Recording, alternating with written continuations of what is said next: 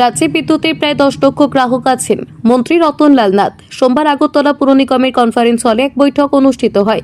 ULA মডেলের অধীন rooftop solar প্রকল্পের জন্য সুবিধাভোগী তালিকা নির্বাচন নিয়ে এই বৈঠক আয়োজিত। বৈঠকে উপস্থিত ছিলেন রাজ্যের বিদ্যুৎ মন্ত্রী রতনলাল নাথ, আগরতলা পুর নিগমের মেয়র দীপক মজুমদার এবং ডেপুটি মেয়র মনিকা দাস দত্ত সহ অন্যান্য কর্পোরেটর এবং বিদ্যুৎ দপ্তরের আধিকারিকেরা।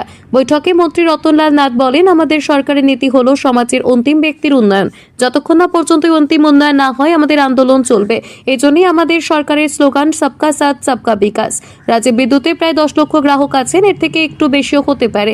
আমাদের সরকার আসার আগেই গ্রাহকের সংখ্যা ছিল 7 লক্ষ থেকে একটু বেশি, এখন 10,68,000-এর মতো আছে। এর মধ্যে 4 লক্ষের উপরে আছে যারা 50 ইউনিটের নিচে বিদ্যুৎ ব্যবহার করে, তার মানে তারা গরিব বলে তিনি জানান। আমাদের সরকারের নীতি হলো যে অন্তিম ব্যক্তির ডেভেলপমেন্ট, যতক্ষণ পর্যন্ত না অন্তিম ব্যক্তির ডেভেলপ না হয় আমাদের মুভমেন্ট চলবে।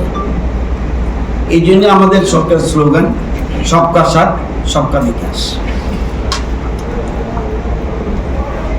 রাজ্যে প্রায় 10 লক্ষ গ্রাহক আছে বিদ্যুতের, প্রায় 10 লক্ষ একটু বেশি। আমাদের সরকার আসার আগে এই গ্রাহকের সংখ্যা ছিল 7 লক্ষ সামথিং, এখন 10,68,000-এর মতো। এর মধ্যে 4 লক্ষর উপর আছে যারা 50 ইউনিট বিদ্যুৎ 50 ইউনিটের নিচে বিদ্যুৎ ব্যবহার করে, তার মানে তারা গরিব। আমার প্রয়োজন লাগলে আমি বেশি নেব, 100 ইউনিট নেব, 200 ইউনিট নেব, 300, 400, যার যেটা ইচ্ছা। তো আমরা আমাদের রেকর্ডে TSECL এর, যদিও এটা নিগম,